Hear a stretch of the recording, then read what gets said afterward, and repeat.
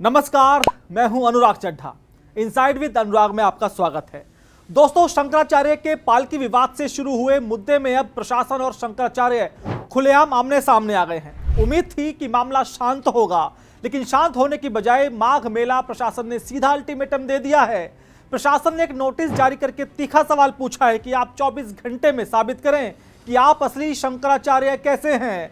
इस एक नोटिस के बाद विवाद थमने की बजाय भड़क गया है। एक तरफ प्रशासन ने इस कार्रवाई से संतों में भारी नाराजगी है और सरकार की किरकिरी शुरू हो गई है, तो दूसरी तरफ विपक्ष को बैठे बैठा एक बड़ा ब्रह्मास्त्र मिल गया है। समाजवादी पार्टी के प्रमुख अखिलेश यादव ने सीधे शंकराचार्य को फोन लगाया और ऐलान कर दिया कि वो जल्द ही उनसे मिलने पहुंचेंगे। आज के इस इनसाइड ट्रैक में हम इसी चक्रव्यूह का विश्लेषण करेंगे। आखिर क्या है वो सुप्रीम कोर्ट का आदेश जिसका हवाला देकर प्रशासन ने नोटिस चस्पा किया है, और इस धर्म युद्ध में किसका पलड़ा भारी है। सबसे पहले बात करते हैं उस कागज के टुकड़े यानी इस नोटिस की जिसने इस पूरे विवाद को ज्वालामुखी बनाने का काम किया है। मौनी अमावस्या के दिन हुए विवाद के बाद सबको लगा था कि मामला 1 या 2 दिन में रफा दफा हो जाएगा, लेकिन मेला प्रशासन ने बैकफुट पर जाने की बजाय फ्रंट फुट पर खेलने का फैसला किया। खबर यह है कि माघ मेला प्राधिकरण ने स्वामी अविमुक्तेश्वरानंद को एक कारण बताओ नोटिस जारी किया है। कल सोमवार रात के करीब 12 बजे का वक्त था। कानून गो अनिल कुमार शंकराचार्य के शिविर में पहुंचते हैं। बेहद माहौल तनावपूर्ण था। उन्होंने नोटिस रिसीव कराने की कोशिश की, लेकिन स्वामी के समर्थकों और शिष्यों ने साफ मना कर दिया। उन्होंने कहा रात को नहीं, सुबह आइए, अभी कोई पदाधिकारी मौजूद नहीं है। जिसका नतीजा ये हुआ कि प्रशासन ने वो नोटिस शिविर के गेट पर ही चस्पा कर दिया। इस नोटिस के जरिए मेला प्रशासन ने सीधे तौर पर 24 घंटे के अंदर जवाब मांगा है। उनका तर्क है कि आप अपने शिविर के बाहर जो बोर्ड लगाए हुए हैं उस पर खुद को ज्योतिष पीठ का शंकराचार्य कैसे लिख रहे हैं। प्रशासन का कहना है कि सुप्रीम कोर्ट के आदेश के मुताबिक अभी आपका पट्टा अभिषेक मान्य नहीं है, तो फिर आप शंकराचार्य वाले प्रोटोकॉल और टाइटल का इस्तेमाल कैसे कर रहे हैं। अब समझते हैं कि आखिर वो कौन सा केस है जिसका हवाला देकर नोटिस दिया गया है। दरअसल लड़ाई ज्योतिष पीठ की गद्दी को लेकर है। मामला सुप्रीम कोर्ट में है, जिसका केस नंबर है 3010/2020। एक तरफ है स्वामी वासुदेवानंद सरस्वती, दूसरी तरफ है स्वामी अविमुक्तेश्वरानंद। प्रशासन के नोटिस के मुताबिक अक्टूबर 2022 में सुप्रीम कोर्ट ने एक आदेश दिया था जिसमें नए शंकराचार्य के पट्टाभिषेक पर यथास्थिति बनाए रखने को कहा गया था। मेला अधिकारी का कहना है कि कोर्ट ने अभी तक किसी को भी वैध शंकराचार्य घोषित नहीं किया है। मामला विचाराधीन है, इसलिए मेला प्रशासन ने उन्हें शंकराचार्य के नाम पर नहीं बल्कि बद्रिका आश्रम सेवा शिविर के नाम पर जमीन आवंटित की है और उन्हें उसी हिसाब से सुविधा दी गई है। प्रशासन का तर्क साफ है कि जब कोर्ट ने मोहर नहीं लगाई है तो हम आपको शंकराचार्य वाला प्रोटोकॉल कैसे दे दें। लेकिन यहाँ स्वामी अविमुक्तेश्वरानंद का अपना तर्क है। उनका दो टूक कहना है, शंकराचार्य वो है जिसको बाकी 3 पीठ के शंकराचार्य कहें कि शंकराचार्य है, तो बाकी 3 पीठ में से 2 पीठ के शंकराचार्य हमको शंकराचार्य कहते हैं। पिछले माघ मेले में हमको साथ लेकर के स्नान कर चुके हैं। जब स्वयं श्रृंगेरी के शंकराचार्य जी, द्वारका के शंकराचार्य जी हमको कह रहे हैं कि हम शंकराचार्य हैं, हमको साथ में लेकर स्नान कर रहे हैं, तो आप किस प्रमाण की आपको जरूरत है? ये प्रशासन तय करेगा कि हम शंकराचार्य हैं कि नहीं है। उत्तर प्रदेश का मुख्यमंत्री तय करेगा कि भारत का राष्ट्रपति तय करेगा? भारत के राष्ट्रपति को भी अधिकार नहीं है कि वो तय करे कि कौन शंकराचार्य है। कि शंकराचार्य प्रशासन तय नहीं करता, संत समाज और बाकी पीठ तय करती हैं। उनका दावा है कि बाकी 3 पीठों में से 2 का पूर्ण समर्थन उनको प्राप्त है और 1 की मौन स्वीकृति है, इसलिए वो प्रशासन के सर्टिफिकेट के मोहताज नहीं है। इसलिए स्वामी अविमुक्तेश्वरानंद ने भी आर पार की लड़ाई का ऐलान कर दिया है। उन्होंने साफ कह दिया है कि जब तक प्रशासन अपनी गलती मानकर माफी नहीं मांगता और उन्हें ससम्मान स्नान नहीं करवाता तो वो अपने आश्रम या शिविर में कदम नहीं रखेंगे। वो बाहर खुले आसमान के नीचे या फुटपाथ पर रहेंगे, लेकिन झुकेंगे बिल्कुल नहीं। अब जहां धर्म का विवाद हो वहां राजनीति ना हो, ऐसा तो मुमकिन नहीं है। इस आग को हवा तब मिली जब सोमवार की शाम को समाजवादी पार्टी के प्रमुख अखिलेश यादव ने स्वामी अविमुक्तेश्वरानंद से फोन पर बात की। हालांकि इस फोन कॉल से पहले अखिलेश यादव ने ट्वीट भी किया था और इस मुद्दे पर सरकार को घेर चुके थे। अखिलेश यादव का यह कदम साफ इशारा है कि वो इस मुद्दे को संत समाज के अपमान और धार्मिक स्वतंत्रता पर प्रहार के रूप में प्रोजेक्ट करने वाले हैं। अखिलेश यादव ने स्वामी अविमुक्तेश्वरानंद से बात करते हुए साफ कहा ठीक है जी, ठीक है कि महाराज जी हम आपके साथ हैं और जल्द ही आपसे मिलने प्रयागराज आऊंगा।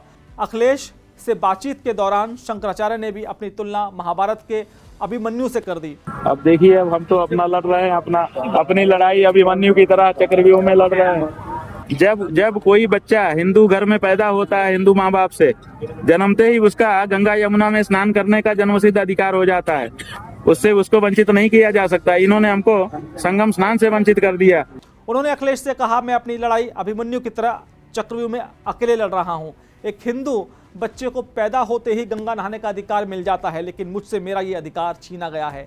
विपक्ष को अब बैठे बिठाए एक बड़ा मुद्दा मिल चुका है। अखिलेश यादव इसे धार्मिक स्वतंत्रता पर आघात बता रहे हैं और योगी सरकार के प्रशासन को घेरने की तैयारी कर रहे हैं। वहीं सियासत से हटकर अगर आम जनता की राय को देखें तो इस पूरे मामले को लेकर सोशल मीडिया इस वक्त दो धड़ों में बंट चुकी है। पहला वर्ग वो है जिसका मानना है कि स्वामी अविमुक्तेश्वरानंद जानबूझकर विवाद पैदा करते हैं। इनका तर्क है कि स्वामी अक्सर मोदी और योगी सरकार के खिलाफ बयानबाजी करते हैं। राम मंदिर प्राण प्रतिष्ठा के समय भी इनका रुख काफी सख्त था। आलोचकों का कहना है कि एक संत की वाणी में सौम्यता होनी चाहिए, लेकिन यहाँ हर बात पर टकराव और अहंकार दिखाई देता है। अगर भीड़ ज्यादा थी और प्रशासन ने पालकी रोकने को कहा तो नियम सबके लिए बराबर होने चाहिए, चाहे वो शंकराचार्य हो या फिर आम आदमी। वहीं दूसरा धड़ा जो सनातन परंपराओं को मानता है वो बेहद गुस्से में है। इनका मानना है कि हिंदू धर्म में शंकराचार्य का पद सर्वोच्च है, वो राजाओं और सरकारों से ऊपर होते हैं। उनका मानना है कि अगर नेताओं के काफिले निकल सकते हैं तो धर्मगुरु की पालकी क्यों नहीं। पुलिस का संतों के साथ धक्का मुक्की करना, उन्हें नोटिस भेजना धर्म सत्ता का अपमान है। इनका मानना है कि शंकराचार्य भगवान के प्रतिनिधि होते हैं, उनसे सर्टिफिकेट मांगना पाप के समान है। इस वर्ग का मानना है कि एक सनातनी सरकार होने का दावा करने वाले राज्य में एक शंकराचार्य को पुलिस वाले धक्का दे रहे हैं, धक्के मार रहे हैं और नोटिस थमा रहे हैं। यह हिंदू धर्म की परंपरा का घोर अपमान है। अब यह पूरा घटनाक्रम किसके लिए प्लस पॉइंट है और किसके लिए नेगेटिव, उसे समझते हैं। अगर प्रशासन और सरकार के नज़रिए से देखें तो ये सरकार के लिए एक असहज स्थिति है, क्योंकि 2027 के चुनावों से ठीक पहले इस तरह का विवाद, साधु संतों का नाराज होना, पुलिस के साथ धक्का मुक्की, शंकराचार्य को धरने पर बैठाना, ये हिंदुत्ववादी सरकार की छवि के लिए डैमेजिंग है। अगर साधु संत एकजुट हो जाएं तो ये एक बड़ा सेल्फ गोल साबित हो सकता है। हालांकि सिर्फ एक एंगल पर प्लस पॉइंट हो सकता है कि प्रशासन यह संदेश देने में सफल रहा कि रूल ऑफ लॉ सबसे ऊपर है, चाहे सामने कोई भी हो, लेकिन इसका भी लॉन्ग टर्म फायदा कम और प्रशासन की हठधर्मिता के रूप में प्रचार ज़्यादा हो सकता है। वहीं दूसरी तरफ अखिलेश यादव और विपक्ष के लिए यह विन विन सिचुएशन है। वो इसे ऐसे बना रहे हैं कि जैसे बीजेपी राज में ब्राह्मणों और संतों का अपमान हो रहा है।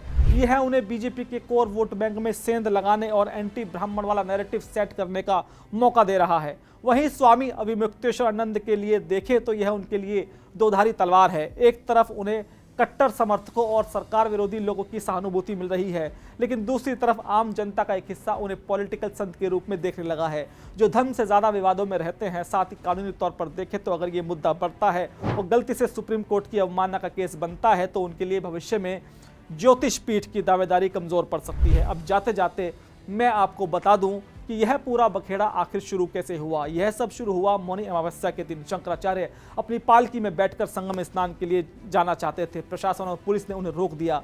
पुलिस का कहना था कि भीड़ बहुत ज़्यादा है, सुरक्षा कारणों से गाड़ी या पालकी आगे नहीं जा सकती, कृपया पैदल जाएं। वहीं दूसरी तरफ शंकराचार्य का कहना था कि हमारे शिष्यों के साथ बदसलूकी की गई, हमें रोका गया, जो परंपरा का अपमान है। बस इसी रोक टोक ने एक चिंगारी को जन्म दिया, जो अब नोटिस और धरने की आग में बदल चुका है। तो दोस्तों, स्थिति अभी भी ये है कि गतिरोध बना हुआ है। शंकराचार्य अपनी जगह पर अड़े हुए हैं, प्रशासन अपने नोटिस पर अड़ा है। अब देखना यह होगा कि क्या प्रशासन माफी मांगकर बीच का रास्ता निकालता है या फिर ये लड़ाई सुप्रीम कोर्ट की चौखट पर एक नया अध्याय लिखेगी। दोस्तों, मेरा ये विश्लेषण आपको कैसा लगा कमेंट बॉक्स में ज़रूर लिखकर बताइएगा। साथ ही साथ मेरे चैनल को सब्सक्राइब करना बिल्कुल मत भूलिएगा। तो दोस्तों, आपसे मुलाकात होगी किसी दूसरी खबर के साथ। नमस्कार।